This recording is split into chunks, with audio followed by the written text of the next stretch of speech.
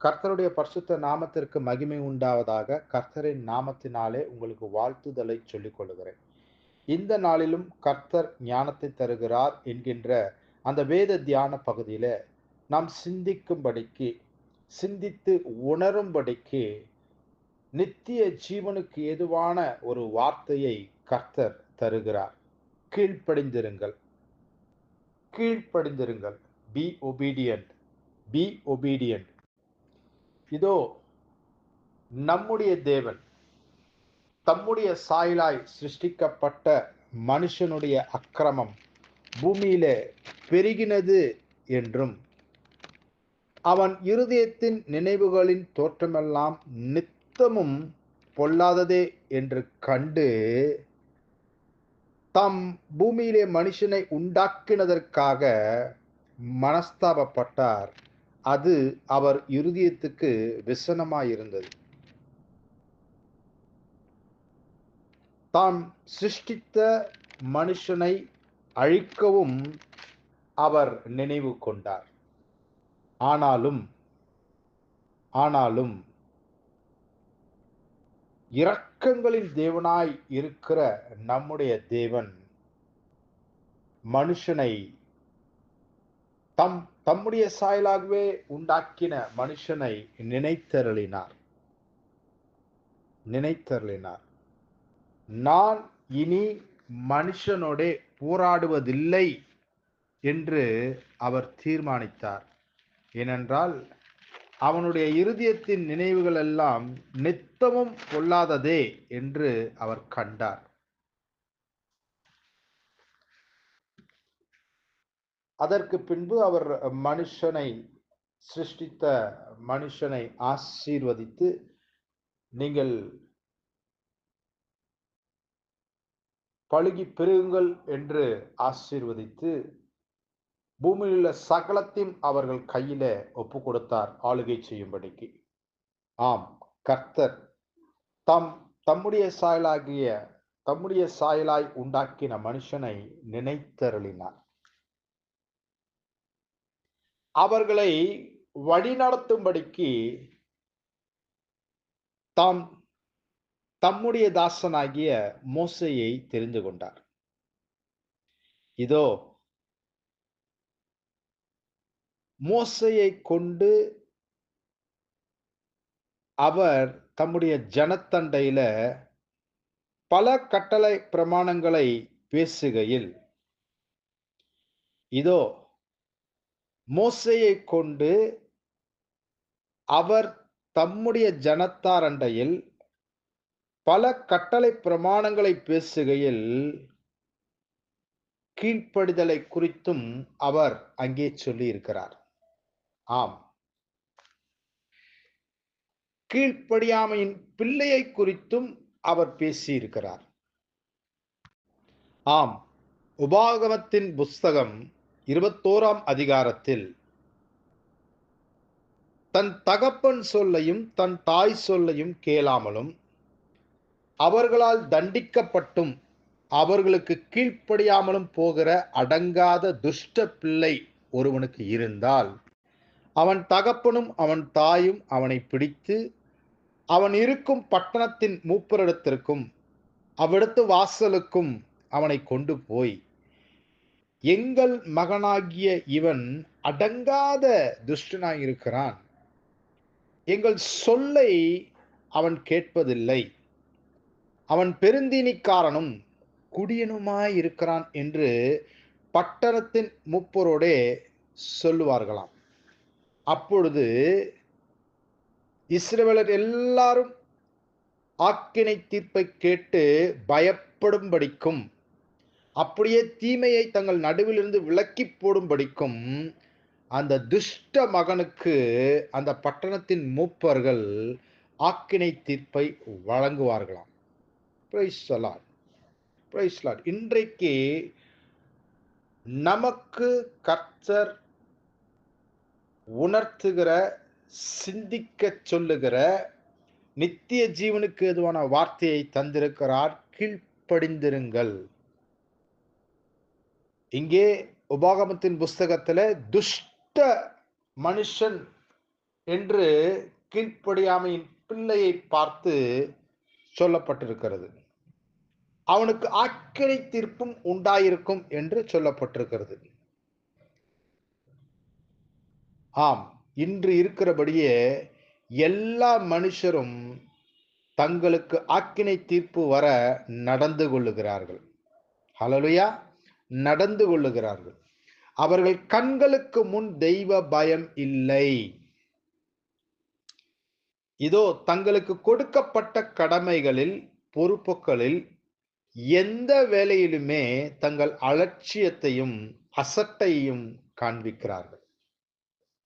ஆம், தங்களுக்கு கொடுக்கப்பட்ட எந்த கடமைகளினாலும் சரி, பொறுப்புகளானாலும் சரி, அல்லது எந்த வேலையானாலும் சரி, வேலையை நேரப்பட செய்யாமல் இருக்கிறார்கள். வேலையை நேரப்பட செய்யாமல் இருப்பது தவறு. தாமதித்து செய்கிறார்கள். தாமதித்து செய்வதும் தவறு. வேலையை சரிவர நேர்த்தியாய் செய்வதுமில்லை. வேலையை சரிவர நேர்த்தியாய் செய்யாமல் இருப்பதும் தவறு.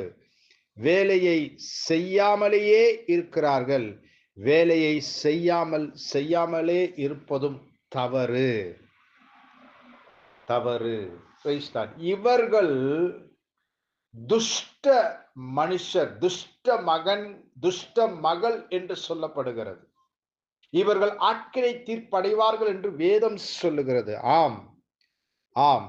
நீதிமொழிகள் 22ஆம் அதிகாரம் 29ஆம் வசனத்தின்படி எந்த ஒரு மனுஷனும், எந்த ஒரு மனுஷியும் தன் வேலையில் ஜாக்கிரதையாய் இருக்கிறவனை நீ கண்டால் அவன் நீசருக்கு முன்பாக நில்லாமல் ராஜாக்களுக்கு முன்பாக நிற்பான் என்று சொல்லப்பட்டிருக்கிறது. ஹல்லேலூயா, ஹல்லேலூயா. எந்த ஒரு மனுஷனும் தன் வேலையில் ஜாக்கிரதையாய் இருப்பானேயானால் அவன் நீசருக்கு முன்பாக நில்லாமல் ராஜாக்களுக்கு முன்பாக நிற்பானாம். யார் இந்த நீசர்? யார் இந்த நீசன்? நீசர் என்றால் மற்றவர்களிடம் நடந்து கொள்வதில் இரக்கமற்றவர்கள், விரும்பத்தகாத அல்லது கொடூரமான ஒரு ஜனம். நீசன், நீசர்கள் என்றால் மற்றவர்களிடம் நடந்து கொள்வதில் இரக்கமற்றவர்கள். அவர்கள் இரக்கமற்ற செயலை செய்வார்கள். அவர்கள் இரக்கமற்ற தீர்ப்பையும் கூட வழங்குவார்கள். எந்த ஒரு மனுஷனாலும் விரும்பத்தகாத கொடூரமான ஒரு ஜனம் என்று சொல்லப்படுகிறது. ஆம், ஆம். நம்முடைய தேவன் சகலத்தையும் அதினதின் காலத்திலே நேர்த்தியாய் செய்திருக்கிறாரே. எவ்வளவு ஒரு முன்மாதிரியான தேவனாய் நமக்கு அவர் இருந்திருக்கிறார். எந்த ஒரு காரியத்தையுமே அவர் சகலத்தையும் அதினதின் காலத்தில் நேர்த்தியாய் செய்திருக்கிறார். தனக்கு கொடுக்கப்பட்ட எந்த ஒரு கடமையையும், பொறுப்பையும், வேலையையும் கூட அவர் அசட்டை பண்ணவில்லை, அலட்சியம் பண்ணவில்லை, சாக்கு போக்கு சொல்லவில்லை, தாமதமாய் கூட செய்யவில்லை. எல்லாவற்றையும் ஏற்ற காலத்திலே செய்து தன்னுடைய பிதாவுக்கு அவர் மகிமையை சேர்த்திருக்கிறார். நம்மை நாமே நிதானித்து அறிவோமே. நம்மை நாமே நிதானித்து அறிவோமே. நாம் ஜாக்கிரதையாய் நடந்து ராஜாக்களுக்கு முன்பாக நிற்கிறோமா? அல்ல துஷ்ட மகனாய், மகளாய் இருந்து நீசருக்கு முன்பாக நிற்கிறோமா? இது வேதாகமத்திலே ஒரு மனுஷனுக்கு 2 குமாரர் இருந்தார்கள். அந்த மனுஷன் தன்னுடைய குமாரர்களிடத்துல, மூத்தவன் இடத்துல, மகனே நீ போய் இன்றைக்கு என் திராட்சை தோட்டத்தில் வேலை செய் என்றான். அதற்கு அவன் மாட்டேன் என்றான். ஆகிலும் அவன் மனஸ்தாபப்பட்டு போனான். அந்த மனுஷன் இளையவனிடத்திலும் அப்படியே சொன்னான். அதற்கு அவன் போகிறேன் ஐயா என்று சொல்லியும் போகவில்லையாம். இவ்விருவரில் எவன் தகப்பனுடைய சித்தத்தின்படி செய்தவன் என்று நம்மை உண்டாக்கி உருவாக்கின தேவன் அங்கிருக்கிற ஜனங்களிடத்துல கேட்டானாம். அங்கிருந்தவர்கள் எவன் தகப்பனுடைய சித்தத்தின்படி செய்தவனோ அவனே பிரைஸ் லார்ட் அவனே பிரைஸ் லார்ட் கீழ்ப்படிதல் உள்ள மகன். எவன் தகப்பனுடைய சித்தத்தின்படி செய்யாமல் பிசாசினுடைய காரியமாய் கீழ்ப்படியாமையின் பிள்ளையாய் கீழ்ப்படியாமையால் அவன் போகாமல் இருந்தானோ, பிரைஸ் லார்ட், அவன் தகப்பன் சித்தத்தை செய்யவில்லை என்று சொன்னார்களாம். Price Lord. அப்பொழுது நம்மை உண்டாக்கி உருவாக்கினவர் அங்கிருந்த ஜனங்களிடத்துல இன்றைக்கு நம்மிடத்திலும் கூட இதோ ஆயக்காரரும் வேசிகளும் உங்களுக்கு முன்னே தேவனுடைய ராஜ்யத்தில் பிரவேசிக்கிறார்கள். கொலோசியர் 3:6 கீழ்ப்படியாமையின் பிள்ளைகள் மேல் தேவ கோபாக்கினை வரும் என்று மெய்யாகவே உங்களுக்கு சொல்லுகிறேன் என்கிறார். ஆம், நம்மை நாமே நிதானித்து அறிவோம். நம்முடைய கடமைகளில் பொறுப்புகளில் எந்த வேலையிலும் கூட நாம் ராஜாவுக்கு முன்பாக நிற்கத்தக்கதாக ஜாக்கிரதையாய் இருக்கிறோமா, அல்லது நீசர்களுக்கு முன்பாக நிற்கத்தக்கதாக நம்முடைய கடமைகளை பொறுப்புகளை எந்த வேலையும் கூட அசட்டை பண்ணுகிறோமா, அலட்சியப்படுத்துகிறோமா, தாமதம் பண்ணுகிறோமா, அல்லது செய்யாமலேயே போய்விடுகிறோமா? இதோ இதோ சங்கீதம் 119 160 அவருடைய வசனம் சமூலமும் சத்தியம், அவருடைய நீதி நியாயமெல்லாம் நித்தியம். கீழ்ப்படியாமையின் பிள்ளைகள் மேல் தேவ கோபாக்கனை வருவது நிச்சயமே. ஆம், நம்மை நாமே நிதானித்து அறிந்து கீழ்ப்படியுங்கள் என்று அவர் நமக்கு இன்று சொல்லி இருக்கிறபடியே அவருடைய சத்தத்தை கேட்டு அவருடைய சித்தத்துக்கு விட்டு கொடுத்து அவருக்கு கீழ்ப்படிந்து அவர் நமக்கு கற்பித்திருக்கிறபடியே எல்லா காரியங்களையும் ஜாக்கிரதையாய் செய்வோம். நாம் ராஜாக்களுக்கு முன்பாய் நிற்கிறவர்களாய் காணப்படுவோம். ஆம், நாம் அவருடைய ஜனமாய் இருப்போம். அவர் நம்முடைய தேவனாய் இருப்பார். நம்மை ஆசீர்வதிக்கவே ஆசீர்வதிப்பார். நம்மை நாமே நிதானித்து அறிவோம். ஆமேன், ஆமேன். கீழ்ப்படியுங்கள் என்று சொன்ன அந்த வார்த்தையை நாம் இந்த செய்தியின் மூலமாய் நன்கு அறிந்து கொள்வோம். ஆமேன், ஆமேன். ஹல்லேலூயா, ஹல்லேலூயா. கர்த்தருக்கு ஸ்தோத்திரம். Price the Lord.